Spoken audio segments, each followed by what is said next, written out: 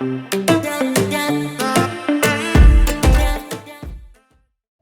admittedly, I myself am not a huge Godzilla fan, but even I cannot deny that this is one of the coolest toys I have ever seen. This toy was made for the Godzilla x Kong, the new Empire movie. It is every bit as cool as it looks in the video here. Look at this thing. It breathes vapor. On top of that, it walks, it lights up, it makes these great sound effects.